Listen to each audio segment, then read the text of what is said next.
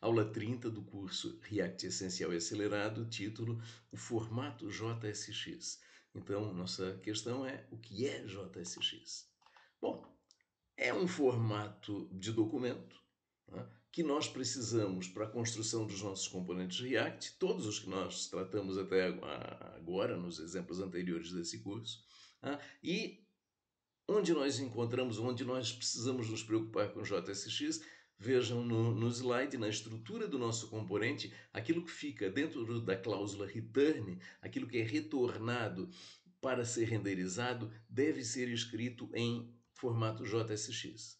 Mas o que é JSX? Bom, sumariamente falando, é uma mistura de JavaScript com HTML. Né? Só que numa sintaxe mais amigável em relação à forma tradicional de inserir scripts JavaScript, né, dentro da estrutura de um documento HTML. Né?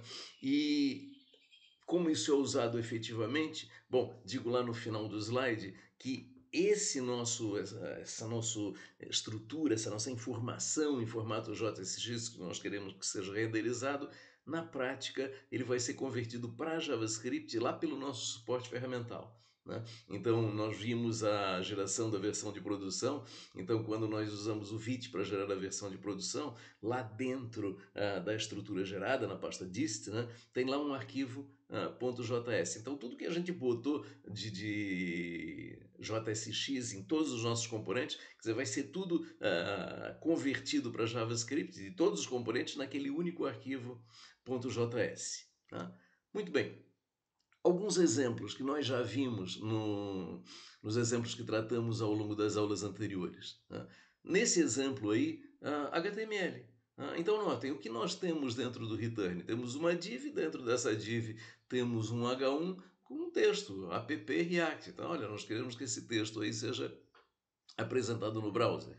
Então, HTML, quase 100%, não 100%, é compatível com JSX. Bota HTML lá, funciona, com exceções que a gente vai ver.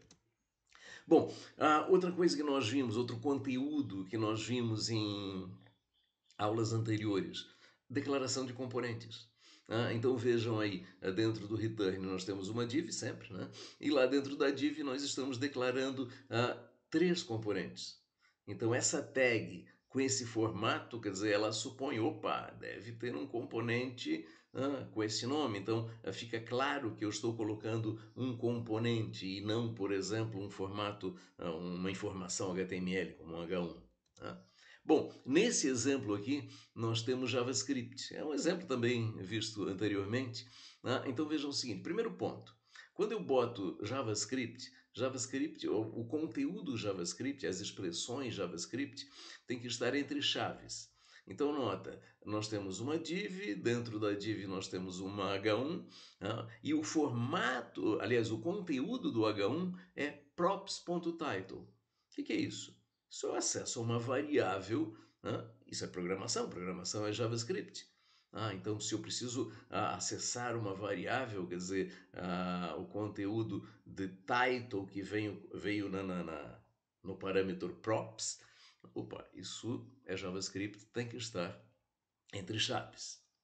Bom, outro exemplo, esse de um exemplo mais recente, o jogo da velha que nós vimos, né? Então vejam, a declaração de 3 componentes, né? Dentro da div 3 componentes, só que na instanciação desses componentes, nós estamos vendo o quê? Estamos vendo props. Né? Tanto props passando dados, como props passando uma operação, uma função no componente do meio board. Então lá no segundo props, position click, nós sabemos de exemplos anteriores que naquilo ali nós estamos passando uma função e não um dado. Então vejam, componentes, só que com JavaScript. Por quê? Porque nós estamos passando o conteúdo das props como variáveis de estado, ou função. Isso é JavaScript. JavaScript é entre chaves. Bom, apareceu no slide anterior, mas eu deixei para chamar a atenção aqui. Eu falei, olha, HTML bota lá dentro que é compatível com JSX. não 100%. Por exemplo, nessa div aí, está destacado em amarelo, eu estou fazendo referência aqui a uma classe CSS. Puxa, mas para fazer referência a uma classe CSS, eu tenho que usar essa expressão aí, ó, class name. Se eu estivesse trabalhando num documento HTML, eu colocaria class, né? Só que class seria incompatível com JSX, eu preciso usar class name. Muito bem, então, em suma, o que é um documento no formato JSX? É um documento muito parecido com o documento HTML, onde as expressões JavaScript aparecem entre chaves, e que tem outras especificidades que foram exemplificadas nessa aula.